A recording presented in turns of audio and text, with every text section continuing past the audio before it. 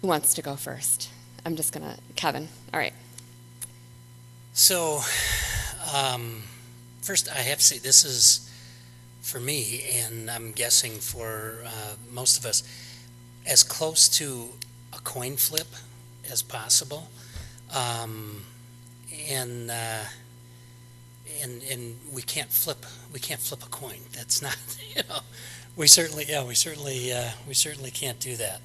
Um, so one of the main filters for me, as I mentioned, after the first round, when it came up, what are we looking for? Um, One of my big things was examples of um, bringing people together, the ability to bring people together, um, and both candidates are excellent at that. So I am going to concentrate on that filter, which will leave a lot of filters open. So I'm just gonna narrow on that one thing. Um,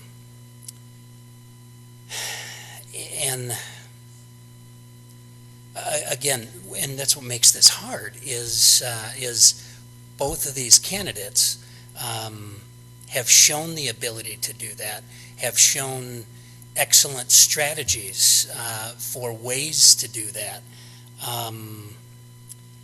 And I'm not exactly sure what it is. If it's tipping me, I'll say it's at most it would be probably 50 and a half to 49 and a half, and there's nothing scientific about that at all. I would go in basically a coin flip. I think I would tip slightly to Scott Muska.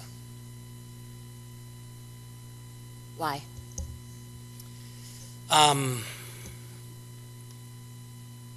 Well, part of it is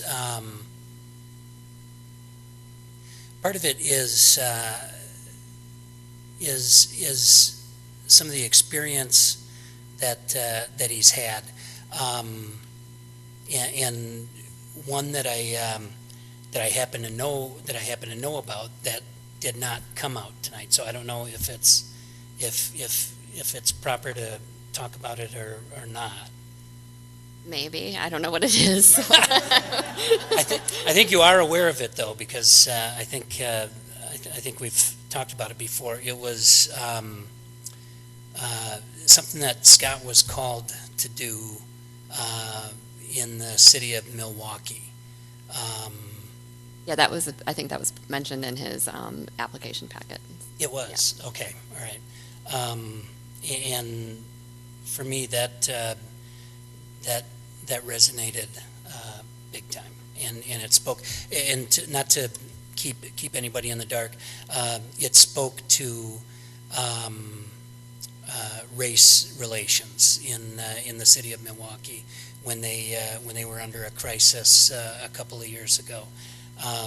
So that's something that really resonated with me, and you know, I feel like being on the spot like this, Mark. I don't want you to think that that this is downplaying anything that you have done, because I'm obviously what has come out tonight. It's fabulous what both of you have done. So I think that's what tips it ever so slightly for me. Okay. Michelle? Can I ask for you to expound on that with Milwaukee, because I think I missed it and I am not seeing it in here on a quick review. Okay. Yeah, I didn't see it in the. It could have been found on a quick Google search of Scott. Maybe that's where I found it. Oh, okay. Okay. Yeah, I didn't see it in the board packet stuff. And Scott, if I'm mistaken about this, please make corrections. The police department in the city of Milwaukee, I believe the story was misidentified one of the Milwaukee Bucks basketball players, and who happened to be African American and very tall. In their misidentification, the treatment of that individual was very bad, and it created a big problem for the city and race relations at that time. I'm not exactly sure how it came to Scott, but I know that Scott was asked to moderate between the two sides, and that's what it is that I'm talking about. Does that help? Yes. Okay. All right. Yeah. And that's what I was getting at. I didn't know what should be talked about. Scott, is any of that incorrect? Okay. Yeah, unfortunately, our time didn't allow for all of the very diverse backgrounds of everyone to come through. But yeah, thanks for bringing that up for sure.